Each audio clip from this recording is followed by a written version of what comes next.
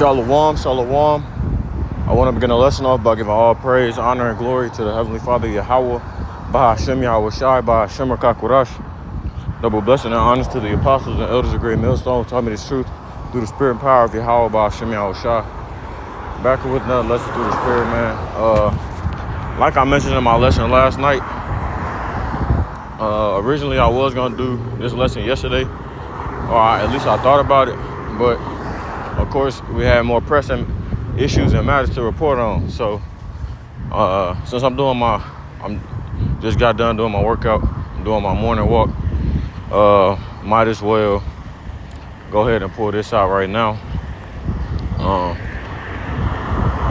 With that being said, this lesson stems from, you know what I'm saying, me being back in school and whatnot, and you know, us starting back up because, you know, it's the beginning of the school year, all that good stuff.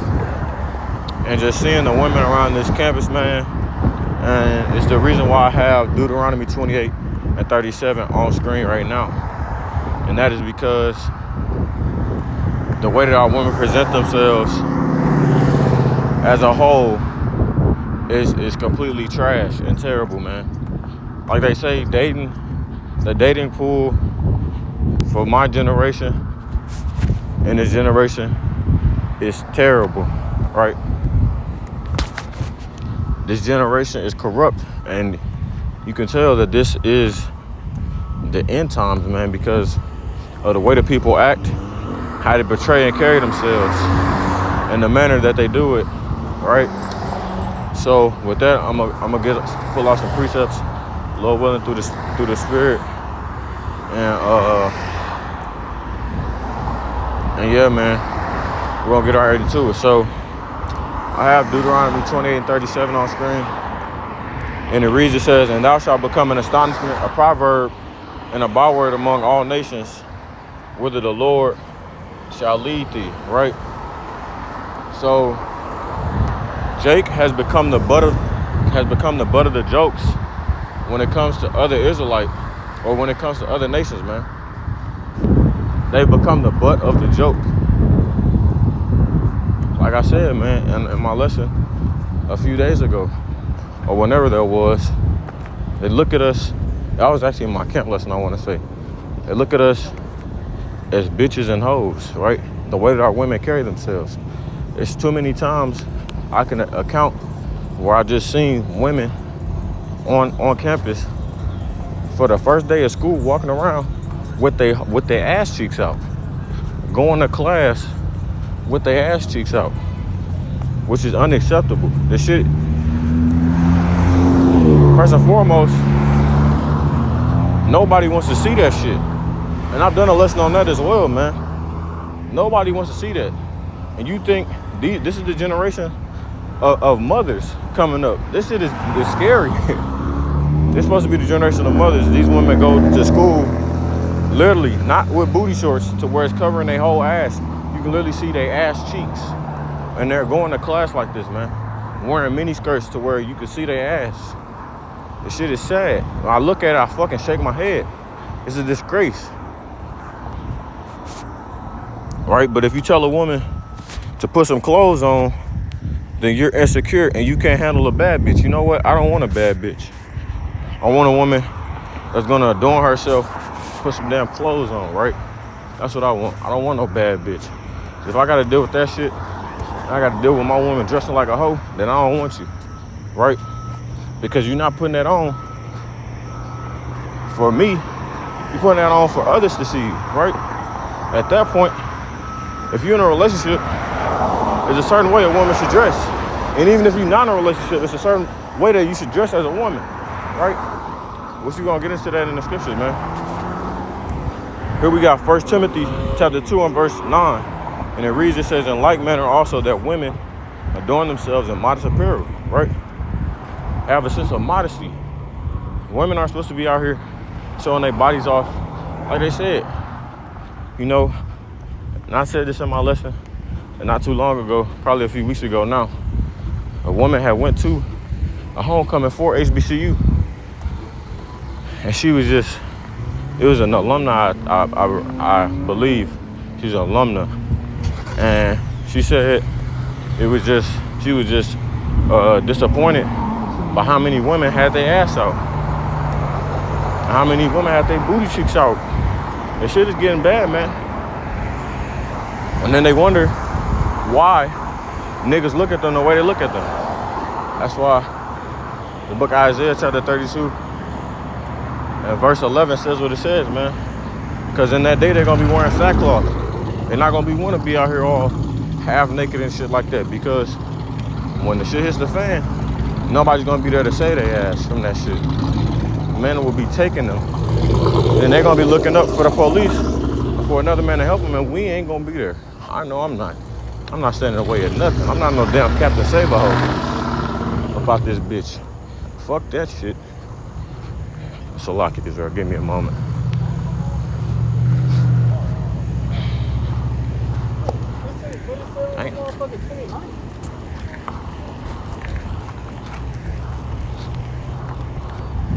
I'm not gonna be a Captain Save-A-Ho out this bitch.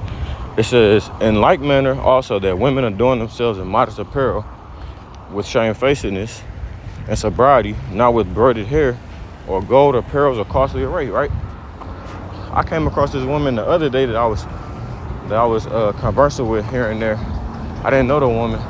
I had just met her through a mutual, right? And the woman said, she later on said that she thought I was good looking and she wanted to get on me. And the nigga's talking about some, I'm gonna send you her contact and I sent hers to you. And he's like, hit her up, because that's what he's like, hit her up first, because that's what the man's supposed to do. You know what I said? I said, fuck that shit. Number one, I didn't have no interest in the bitch no ways. Now, is that to say she wasn't good looking? No, she was good looking. But I didn't have no interest in you in the first place. You had interest in me. So why would I hit you up first? There's that fact. Because number one, I don't need a woman. I'm already good with what I got right now. And plus, it was too many red flags. My detector, my radar was going off. It was beeping. As soon as I met her, I said, oh yeah, she's of the world. That's another thing you got to be aware of, man. You got to be able to discern, right? Because all of these women are in the world, but how fucking gone is she?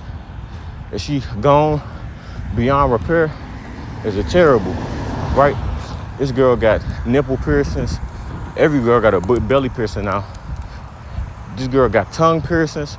I'm like, yeah, nah, it's probably ain't a wise thing for me to mess with this woman, right? Costly array. It says in the NLT, and I want women to be modest in their appearance, clothing with decency and good sense. You tell a woman that you're hating. You tell a woman that you're insecure. You tell a woman that you're not a man. They could tell you what a man is, but they can't even tell you what a woman is.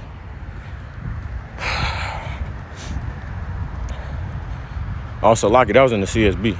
And in LC, and I want women to be modest in their appearance. They should wear decent and appropriate clothing and not draw attention to themselves by the way they fix their hair or by wearing gold or pearls or expensive clothes, right? But with becoming women professing godliness with good works. So you see a woman that's dressed like she got some sense, right? Like the one girl I was dealing with this past summer, which want to wear a skin tight ass dress that go down to her ankles, that's showing off all her damn curves and shit. You not wearing that shit for me, baby. I'm not stupid. You wearing that shit for niggas to see. You want attention from other men, and that's cool. But you not fucking with me walking around like that. That ain't me, bruh. I can't do that shit. Right? So, every woman, every person got their own sense of swag. But it comes to a point where, right, if a man care enough to tell you to put some damn clothes on, that's not him hating. That's him actually showing care, love for your Strong's G 2887, Cosmios. well-arranged, Thayer's seemingly lexicon, related modest. entry, Cosmios. Cosmios. Right. So you tell them that, then, like I said, you hating, man. You look good. You welcome. You tell them that, and you fucking hating, man. Yeah, I just claimed one for the kingdom. I claimed one for Jacob's trouble. There's nothing wrong with saying something to a beautiful woman, but you see, this girl got on a whole jumpsuit, a sweatsuit. The shit not skin tight. She had her hair done nice. She was wearing natural hair, right? Them the type of women I'm attracted to. Now, as far as the eyelashes and shit, they go either way. I could not prefer it, but hey, like I say, man, you can always give them a compliment and keep it pushing. That's all you gotta do. You ain't even gotta get on them every time. Shit, she look good, so I'm gonna say something. Now, it's lucky for that, so I'm getting off topic at this point. Let me go to the book of Ecclesiasticus. And you read Ecclesiasticus chapter 9, it's got a lot of good things in it, man, when it talks about women and dealing with them and whatnot, right? And honestly, I might go up here and sit down. Nah, let me continue walking.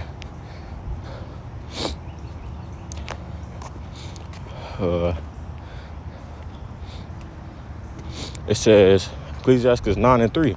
You know what I'm saying? You got to be able to discern, right? A woman who is very wicked and a woman who is less wicked, because they're not just at all, right? What King Solomon say? He said, out of 1,000 women, I found none that was righteous. Out of 1,000, none that was just, right? So let's say, Ecclesiastes 9:3, me not with the harlot, lest thou fall into her snares, right? What did King Solomon find more bitter than death? Like I said, I was talking to my co-workers the other week, last week, and this is when we were having that discussion about that dude who wanted to be a virgin, but he don't want his woman to be a virgin. Like I said, I don't know how you could say that as a man. You want your woman to be touched, but you don't want to be touched. Okay.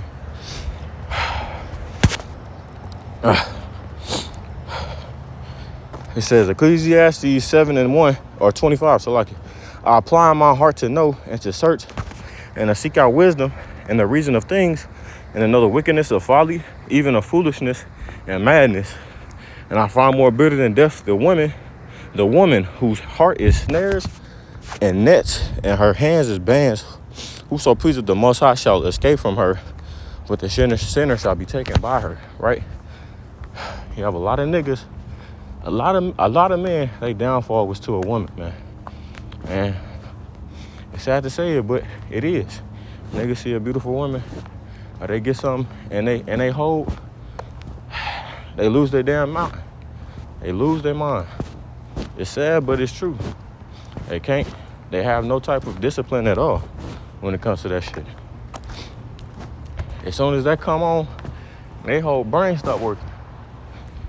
Yeah, she look good too, but I'm okay. You know what I'm saying? Once that stuff comes on, their brains just turn off, man. That's why it's good. Hey, that's why the Apostle Paul said, those who have wives, be as though you had none. And if you don't have a wife, that's okay, right? If you don't have a wife, shit, stay single. And if you do, be as though you didn't have one, right?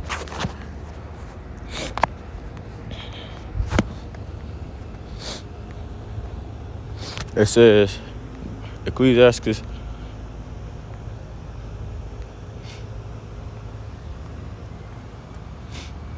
we can jump to verse 5. Gaze not on a maid, that thou fall not by those things that are precious in her.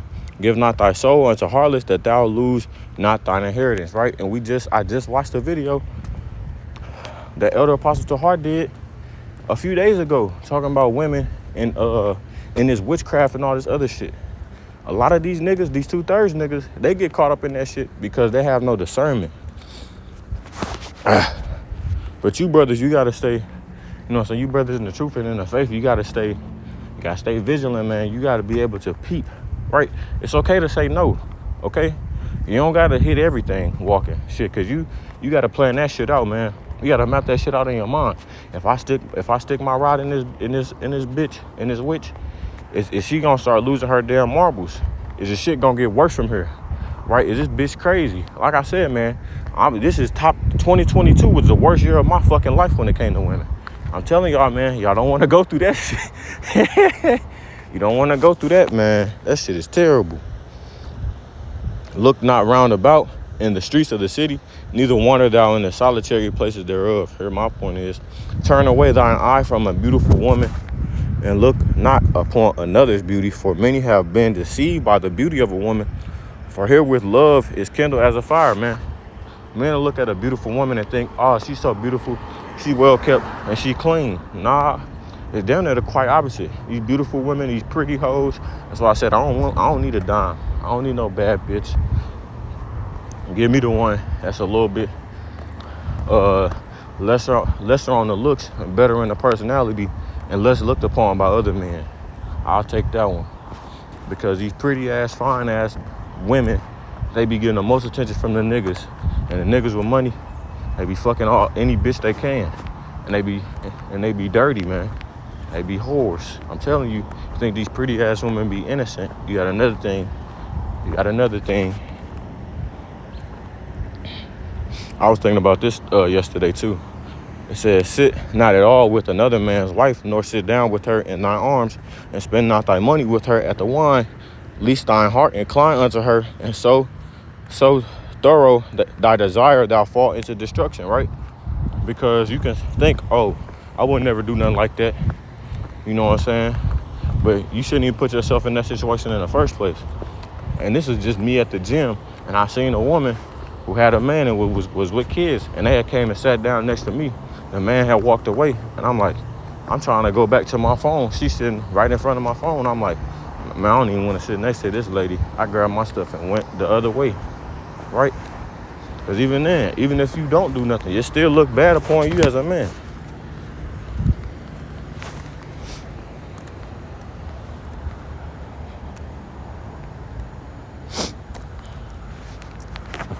There be many men that lost their wits over women, man. I'm telling you, I seen this woman yesterday, and this is what really like set it off for me to do this lesson.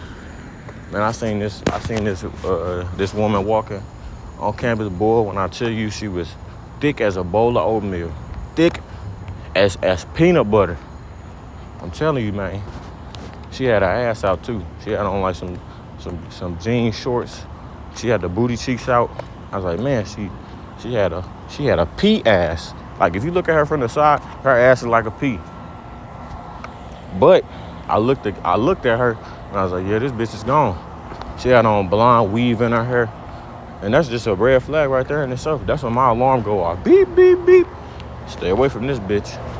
That blonde hair, yeah, that's another thing. Stay away from that, man.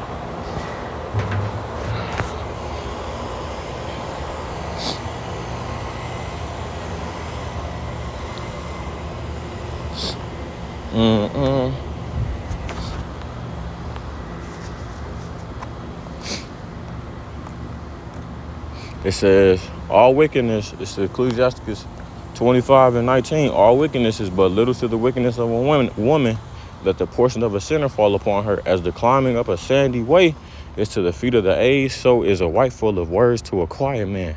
Stumble not on the beauty of a woman, and desire her not for pleasure. Okay? And here's really the description. We can get Ecclesiastes 25:26-5. It says, there be three things that mine heart feareth, and for the fourth I was sore afraid, the slander of a city, the gathering together of an unruly multitude, and a false accusation. All these are worse than death. But a grief of heart and sorrow is a woman that is jealous over another woman, and a scourge of the tongue was communicated with all. Right? So if you're dealing with women, why would you purposely, unless you got it like that, Why would you purposely get them hoes into it with each other? Because that's just going to be at your detriment, right? They just going to be jealous over each other, then you got to deal with that shit. An evil wife is a yoke shaken to and fro, and he that hath hold of her is as though he held a scorpion. A drunken woman in a gutter abroad causes great anger, and she will not cover her own shame, right? What does it say? Such is the way as an adulterous woman. Such is the way as a way of an adulterous woman. She eateth and wipeth her mouth and saith, I have done no wickedness, man. These women have no type of accountability or shame at all. Here's another one. The whoredom of a woman may be known in her haughty looks and eyelids, right? So you can tell the wickedness of a woman through certain character traits, man. Through certain things that they do, the way they move, the way they adorn themselves. If thy daughter be shameless, keep her in straitly, lest she abuse herself through overmuch liberty. And that's what's happened to this generation. A lot of these women have been raised by their mothers, and that apple don't fall too far from the tree. I can say that. That apple does not fall too far from the tree with the lack of discipline from the father, because the father has been taken out of the household for the most part for Jake through the curses, man. The woman will desire to have